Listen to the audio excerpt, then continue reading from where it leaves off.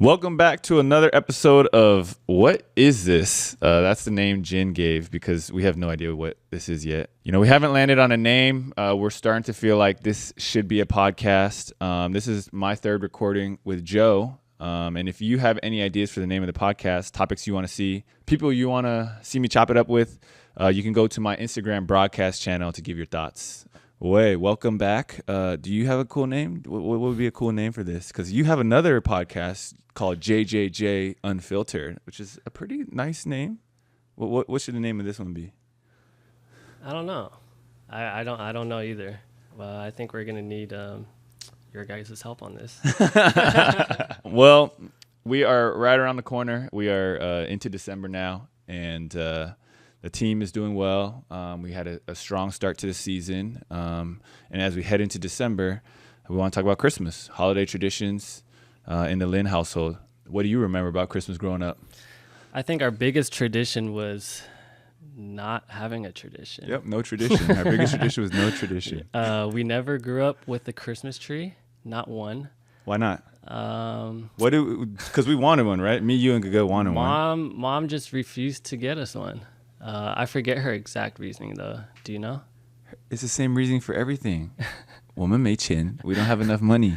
Yeah, it's probably just too much work, too. Yeah. Like, I even go through that. Like, I put my Christmas tree in my house right now is 24/7 throughout the year. Like, I don't put it. I literally don't put it away because I'm like, dude, it's way too much work. I gotta pack it up, put it in the box. Like, nah, it's sitting there. But like, yeah, I mean, Christmas was always our favorite holiday. Yeah. Like, bar none. Bar none. Bar none. That's a phrase that Josh, our older brother, loves to say to sound smart, and Joe is now stealing it to sound smart on the podcast. Bar none. Bar none. It's just the best holiday year. It's Jesus' birth. Had gifts for everybody. We just didn't have a tree. Yeah, I remember every time. This was an annual debate about whether we could get a tree or not, because obviously growing up, all of our friends had trees. They wrapped their gifts. They put it under the tree. They had a whole thing, and you know, they had Christmas outfits and whatnot. And my mom would always end up saying, when you have a house one day, you can have a tree. Yeah. And you know, when you're 18 or when you move out and you make your own income, you can run your family the way you want to run your family. And so, you know, when I turned pro, the first thing I did was I got a tree, but I didn't realize there was levels to the Christmas tree because, you know, I never had one growing up. And I remember I got it from like the dollar store or from like IKEA or something. And but needless to say, I have advanced and leveled up in my Christmas trees through the years, but not to the point where I have it up year round like you. So you're actually willing to take it down and stuff. But we didn't have anything. We didn't have like stockings, nothing. Like, I don't even think we had lights in our house. Yeah. Like, it was just straight up gifts. And and they weren't wrapped. I mean, they were wrapped in the plastic bag that my mom bought them in. And then it was like, here you go, Merry Christmas. And it would just be like, oh, a GameStop bag. And then you'd open it. And then it was basically always. We would wrap it though. Oh, we would wrap it? Yeah. Oh, we would? I feel like we would. Mom wouldn't wrap the ones she gave to us.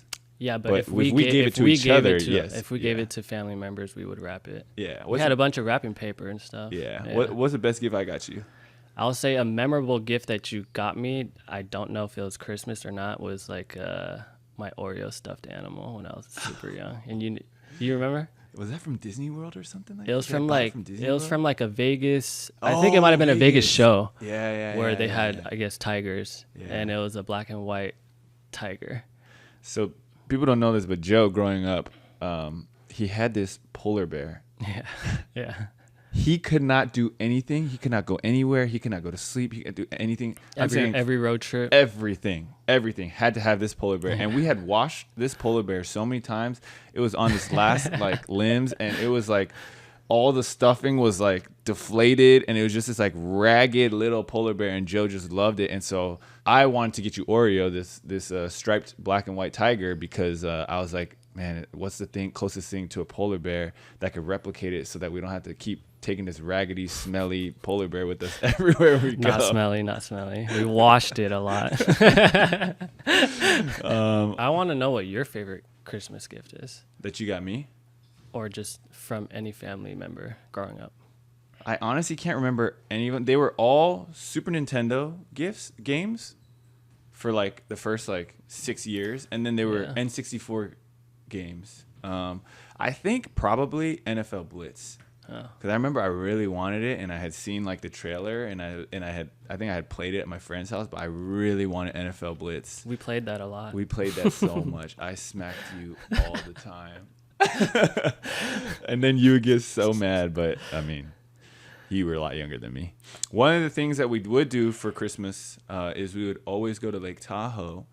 We would go to Stardust. We had a timeshare or whatever there, and do you remember the snowball fight, our very first snowball fight that we had as a family on the way to Stardust? So I don't actually remember it, but you guys, we talk about it every year. So and now it's like I do remember it, but I actually like my childhood memory, like I don't have that. I just know that somebody got extremely mad. Yeah, so we would have this tradition where we would have this minivan, and we would put all the middle seats down. And so me and both my brothers, we'd be there, we'd laying there. We'd always have to listen to my dad's same mixtape, and it was the Beatles, We Will Start a Fire. It was just like old school soundtracks, and we listened to it all the time. And so as we were on the way to Lake Tahoe, the minute that we saw snow, we were like, oh my goodness, we got to stop. We got to have a snowball fight, because this is actually our first time seeing snow. And so we get out and we start having this snowball fight, and it's super fun. And we don't realize how cold the snow is, and we're trying to do a snowball fight with no gloves, and then we had to go get our gloves and whatever. And so my older brother packs this huge snowball, and he launches it in the air, and my mom is super far away, and she is like trying to pack her snowball. She turns around, and the snowball lands right directly in her face, smack dab in her face. And she gets hit, and she just goes crazy. She's like, everyone get in the car right now. Snowball fight is over. And this is all in Chinese, because when my parents would get mad, they would yell in Chinese because they didn't want to make any mistakes. Yelling in English, they might make a mistake. Or risk sounding embarrassing. And then we would start laughing. They'd be like yelling at us, and then they would say something like, it's like everything's going to be biaozun. So it's like, we know what's up. So my mom just starts going crazy, and you could just see my dad is like, right in the car right away. He's like, I'm in there. Like, he's probably already halfway in there before, right as he sees the trajectory of the snow. He's like, all right. and then Josh was trying to argue a little bit, and I was trying to argue a little bit because we were having so much fun. But I saw like the rage in my mom, and I was like, yo, we gotta get in the car. Everyone get in the car. And so that was the end of our first snowball fight. Thanks, Mom. Also goes back to Josh being the most mischievous one out of all of us. Yeah. Secretly though, like, sneakily. Oh, yeah, because when my mom got hit, the first person she yelled at was me. She turned and yelled at me, and she's like, Jeremy! And I'm like, what? I didn't even throw it. But, like, she didn't see it coming. But, I mean, yeah, it goes to that's a story of my childhood. But that was one funny Christmas story that I remember. And another one, not so funny, more on the sad side, I'll let you take it away, is... this was 2011, Christmas 2011. Yeah, so you're in Houston for a short period of time. I had just gotten cut by the Warriors. And then Houston picked you up, I guess. Yep. And then you were just practicing with them. Yep. And then you get cut on Christmas. And our whole family was there because I guess this was during the summer? No, Christmas. Oh, yeah. It's Christmas. So you were on break. That's why, because everyone was on break. So you were in school. Okay. You were on break. Okay. Gago was in grad school, and he was in break. And I was in Houston, stuck for training camp. So we were all like, well, I guess we're going to celebrate in Houston. These are our most precious break of the year. Yeah. Christmas break is like the best time of the year. We all get like a month off. But then our whole family, we took this month to just, be with you while you're going through depression. Yeah, hard times in the NBA. Yeah. So yeah, I guess you get cut, and then we're all just chilling in the hotel room, but like so sad, and like no one really knows what to say. I think we just played card games the whole time. Like, I think that's pretty much what we did every day. That's what I remember. I don't really remember doing much else. But then it's like we had to fly on Christmas because you got cut, you moved everything out, and it's like, all right, well, we're not just going to spend the night here because there's no point. So we had to fly on Christmas back home. Yeah, not much words were said. Oh, we had nothing to say. But at least, I mean, even for you, I don't know, like, it's probably the worst for you, but at least, like, you had your family with you, right? Like, yeah. I don't know exactly what your mind was going through, but. Yeah, so prior to Christmas, on Christmas Eve, the Rockets actually called my agent and said, we really want to keep Jeremy, but we have 15 roster spots, 15 guaranteed contracts. And they said, we will work for the next 24 hours to try to trade one of our players to open a roster spot for Jeremy because he really impressed us in training camp. So they're working the phones. Nothing happens. Obviously, this 24 hours is super nerve-wracking because this is my career on the line. And I'm thinking I had just gotten cut by Golden State. So I'm like, if I get cut again 4 weeks later, I'm probably done. Like, this is probably the end of my NBA career. And so it's very nerve-wracking. And finally, the call comes at noon. And I'm staring at my phone all morning. And the call comes, and it's my agent. And they're like, hey, man, they're cutting you. And I remember it was just like, I didn't have to tell you guys what happened. Like, you guys were looking at my face as I was talking on the phone. And I was just like, and so I remember on that day, I was just like, we got to get out of here. Like, let's go. And so this was right at noon, like 12:30. And we go to the airport, and then we had to take like a 3 to 3.5 hour flight back to Palo Alto, back to SFO. And that was like one of the most sad plane flights. I'm just sitting there for 3 hours like, dude, it's Christmas. I just got cut.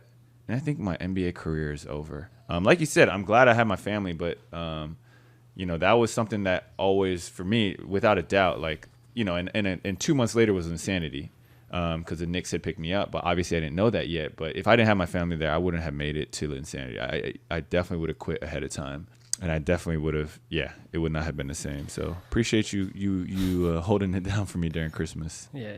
I mean, I had no choice, but. You wanted to be there, right? Yeah, of course. Wait, say it again. You wanted to be there, right? Of course, I wanted to be there.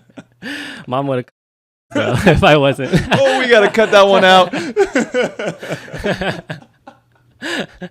But you want to be there. Yeah, of course. Oh, yeah, for sure. I wanted to be locked up in a hotel playing cards every day. Hey, we also had our Dota laptops. They're still good times. Those are good times. Thanks again for our special guest, my little brother, Joseph Lin, a.k.a. At Joe_Linstagram. And he's got a fire new podcast. What is it? It's JJJ_unfiltered. Yep, you gotta check it out. He talked about a cool story with Kobe Bryant and other stuff on there. It's a funny one. Do you know it? Of course I know. We heard you share that story. You share that story once a year. Fool. No. I've heard you share that story so many times. It's funny though. It is a funny story. But you gotta check it out. Yeah. At JJJ_unfiltered. Cool. You share that story every freaking year. No, I don't. Or maybe Josh does. One of you two. Dude, I don't share. Dude, I haven't talked about it. Josh Van? Yeah.